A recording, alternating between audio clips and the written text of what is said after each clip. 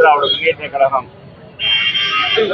தொடங்கி 54 ஆண்டுகள் 53 ஆண்டுகள் முடிவு 54வது ஆண்டில் நடிகெடுத்து வைக்கிறது.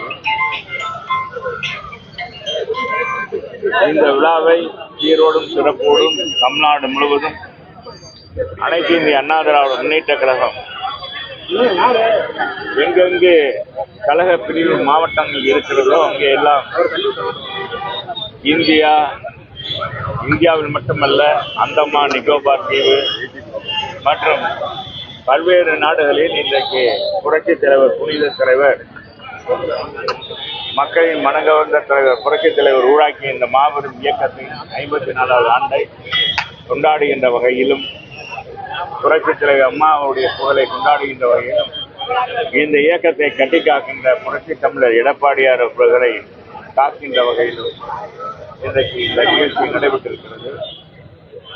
இன்று நாங்கள் எதிர்கட்சியாக உங்களை எல்லாம் சந்திக்கிறோம். இந்த 54வது தொடக்க விழாவில் 54வது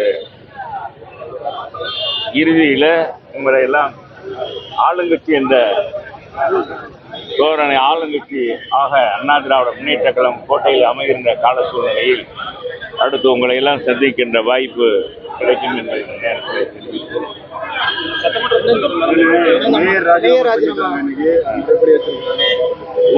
அண்ணா திராவிட முன்னேற்ற கழகத்துக்கு கிடைத்திருக்க மாபெரும் வெற்றி. மதுரை மாநகர் மாவட்ட மக்களுக்கு, மதுரை மாநகராட்சி மக்களுக்கு கிடைத்திருக்க உண்மையான ஜனநாயகபூர்வமான ஒரு வெற்றி என்பதை இந்த நேரத்தில் தெரிவிக்கிறேன். நீதி வலுவாத மதுரை மண், நீதிக்கு பெயர் பெற்ற மதுரை மண். இந்த மதுரை மண்ணில் வரலாறு காணாத அளவுக்கு திராவிட முன்னேற்ற கழகத்துடைய மாமன்ற உறுப்பினர்கள் மிகப்பெரிய அளவுக்கு பெருத்த மக்கள் எல்லாம் முகம் சுளிக்கின்ற வகையில் 200 கோடிக்கு மேற்பட்ட அளவுக்கு ஊழல் நடந்திருப்பதாக பத்திரிகையிலும் ஊடகங்களிலும் வருகின்ற செய்தியை அறிந்து இன்றைக்கு எங்களுடைய மாமன்ற குழுவும் அதனுடைய தலைவர் சோலை ராஜா அவர்களும் அந்த மாமன்ற உறுப்பினர்களும் தொடர்ந்து குரல் எழுப்பியதன் அடிப்படையில் இந்த நீதி கிடைத்திருக்கிறது. எங்கள் பொதுச் செயலாளர் புரட்சி தமிழர் எடப்பாடியார் அவர்கள் மாநகர் மாவட்ட கழகத்தின் சார்பாக நீ நடவடிக்கை எடுக்க வேண்டும், உடனடியாக ஆணையாளரை சந்தித்து இந்த ஊழல் மீது உடனடியாக ஊழல் செய்தவர்களை நீங்கள் நடவடிக்கை எடுக்க வேண்டும் என்று பணிக்க வேண்டும், கேட்டுக்கொள்ள வேண்டும் என்று கேட்டுக்கொள்கிறாங்க. மாநகர் மாவட்ட கழக நிர்வாகிகளும் மாமன்ற உறுப்பினர்களும் சேர்ந்து ஆணையாளரிடத்திலே கோரிக்கை மனு கொடுத்தோம். மதுரையில் மிகப்பெரிய ஊழல் நடந்திருக்கு, வரி முறைகேடு நடந்திருக்கு, மக்களுடைய வரிப்பணம் முறைகேடாக வரைபடங்கள் கொடுக்கப்பட்டிருக்கிறது, பாதாள சாக்கடை இணைப்பு, குடிநீர் இணைப்பு போன்றவை முறைகேடாக நடந்திருக்கிறது. இதற்கு ஆதி முதல் அந்த வரை அனைவரும் ஊழல் புரிந்திருக்கிறார், அவர் மீது நடவடிக்கை எடுக்க வேண்டும் என்று கேட்டோம். அது பத்திரிகையின் மூலமாக ஊடகங்கள் மூலமாக எங்களுடைய கருத்துக்களை உங்களிடத்தில் எடுத்து சொன்னோம். நீங்களும் அதை உலகுக்கு எடுத்து சென்றீர்கள். மாண்புமிகு முதலமைச்சர் அவர்கள் முதல் கட்டமாக 5 மண்டல தலைவர்களை ராஜினாமா செய்ய சொன்னார். 2 நிலைக்குழு தலைவர்களையும் முக்கியமாக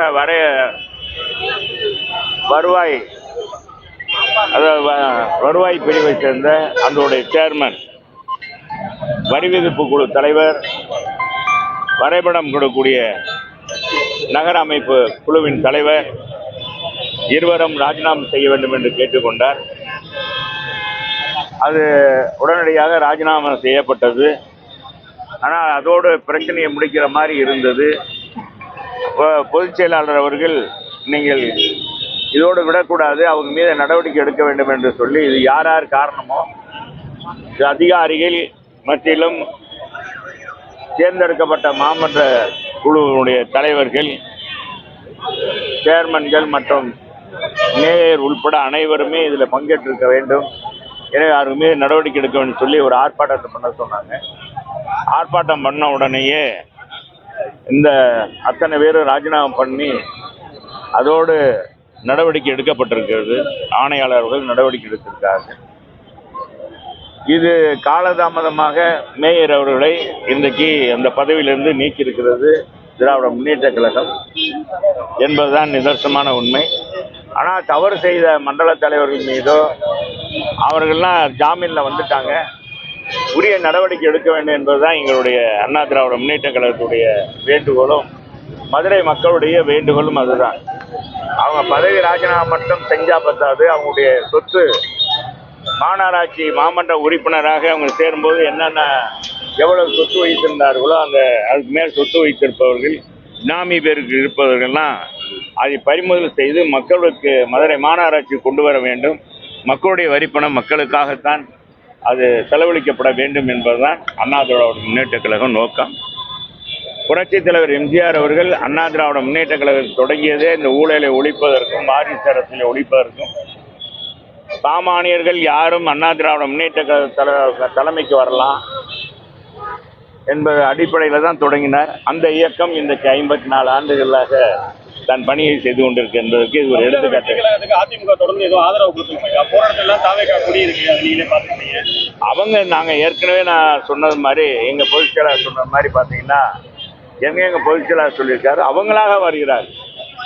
இன்றைக்கி தமிழ்நாடு வெற்றி கழகத்திற்கு எல்லோருமே எதிர்ப்பு தெரிவிக்கிறார்கள். அவர்கள் அரசியலில் இப்போ தான் பாடம் படிக்கிறாங்க.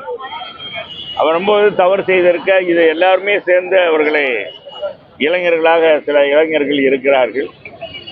அதனுடைய தலைவருக்கு எடுத்து சொல்கின்ற வகையில் நாங்களும் அறிவுரைகள்லாம் சொன்னோம். அதன் அடிப்படையில் எங்களுடைய பொதுச் செயலாளர் தொடர்ந்து ஆதரவு தரதுனால அவங்களாக வந்து பொதுச் செயலாளர் வருகிற இடங்கள்லாம் சென்ற இடங்கள்லாம் அவங்களுடைய கொடியை ஏந்தி வாழ்த்து கோஷம் போடுகிறார்கள். இது யாரும் கிடையாது. யாரும் இப்ப இருக்கிற மேயர் மேலே நிறைய குற்றச்சாட்டு போயிட்டாங்க.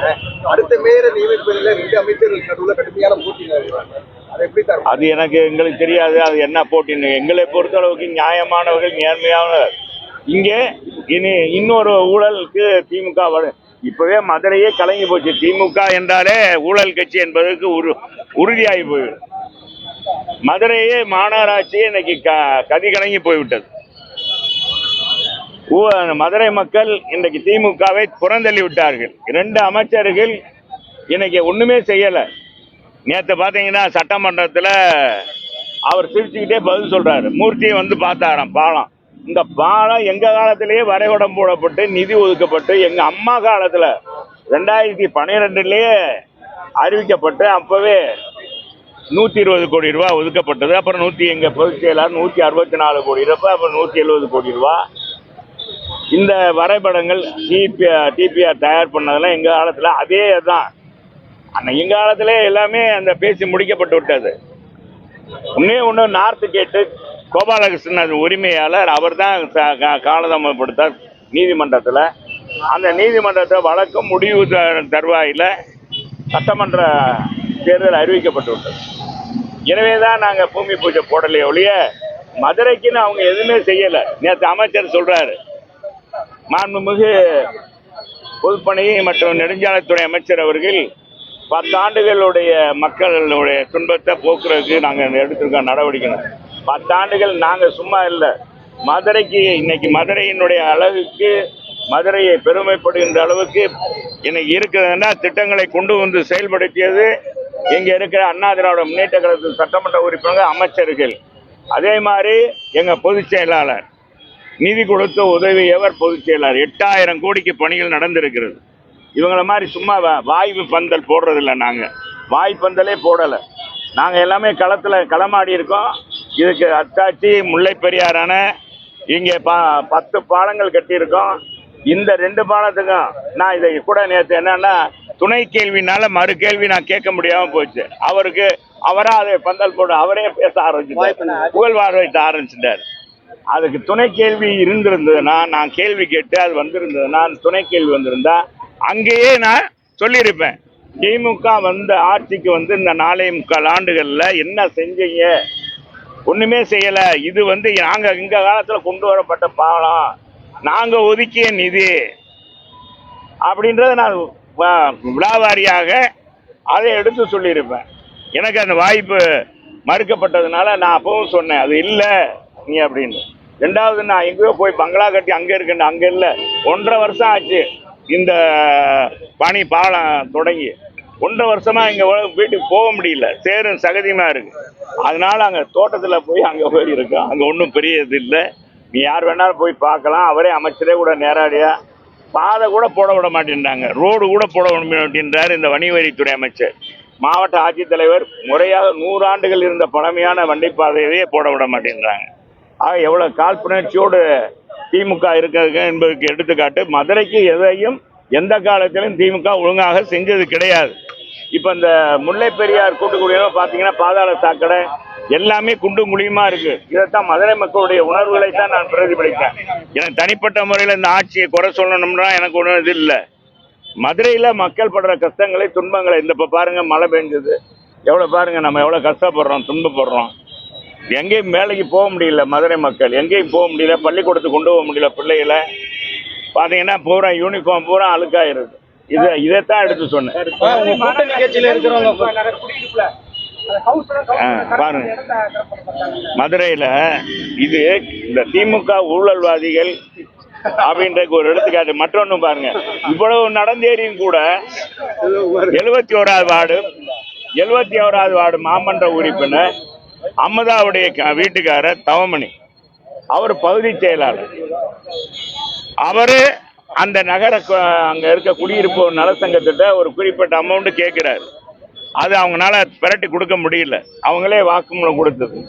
குறிப்பிட்ட அளவுக்கு கொடுக்குறாங்க, அதெல்லாம் கிடையாது, அந்த இடத்த நான் எனக்கு கொடுக்கணும், இல்லைன்னா நான் ஆபீஸ் கட்டுவேன்றாரு. எதுங்க அவங்க அங்க குடியிருக்கிறதுக்கு வந்துதான் பாதை. ஏதாச்சும் ஆம்புலன்ஸ் சீனியர் சிட்டிசன் இருக்காங்க, அந்த சீனியர் சிட்டிசனை ஏதாச்சும் ஒரு இதுன்னா ஆம்புலன்ஸ் வந்து திரும்ப கூட்டிட்டு போக முடியாது. இதுக்கு 10 லட்சம் ரூபா முறைகேடாக ஒதுக்கீடு செய்து பூங்கா அமைக்கிறேன்னு சொல்லி பூங்கா அமைக்கிறதுக்கு முன்னாலே சுவர் எழுப்புறார்.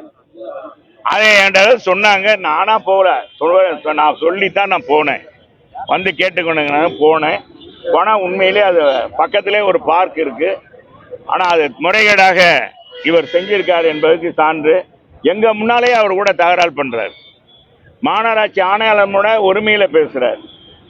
எவ்வளவு திமுக காரங்க பகுதி செயலாளர் எவ்வளவு முறைகேடாக இருக்கிறாங்க பாருங்க. சார், இப்போ மேயர் ராஜினாமா பண்ணிருக்காங்க, அது யாருக்கு கிடைச்ச தீபாவளி பரிசு? அதிமுக முன்னேற்ற கழகத்துக்கு தான், மதுரை மக்களுக்கு கிடைத்த தீபாவளி பரிசு தான் இது. கூட்டணி கட்சியில கூட்டணி ரொம்ப பிரகாசமா பேசுறாங்க, சமூக வலைதளங்களில் அதிமுக வந்து ரொம்ப பிரகாசமா இருக்கிற மாதிரி போறாங்க. அந்த ஸ்ட்ராங்கான கூட்டணி என்ன சார்? அது இருக்கும், ஸ்ட்ராங்கான கூட்டணின்னா இன்னும் கட்சிகள் வரும் அப்படின்றது தான் சொல்றாங்க, வேற ஒன்றும் இல்லை. இன்னும் கட்சிகள் இணையறதுக்கு வாய்ப்பு இருக்கு. ஏன்னா தேர்தல் நேரத்தில் தான் எந்த கூட்டணியும் இறுதி செய்வாங்க, முதல்ல முடிக்கிறது. சில கூட்டணி இப்ப திமுக இருக்க கூட்டணியோட தொகுதி உடன்பாடு இருக்கு, எத்தனை சீட்டு பேரா இருக்கு, இதெல்லாம் இருக்கு. அதுல அவங்க என்னதான் இது பண்ணாலும் கடைசி நேரத்தில் மாற்றம் இருக்குன்னா சூழ்நிலை ஏற்கனவே தமிழகத்தில் நடந்திருக்கு, அதை வச்சு சொல்லியிருக்கேன்.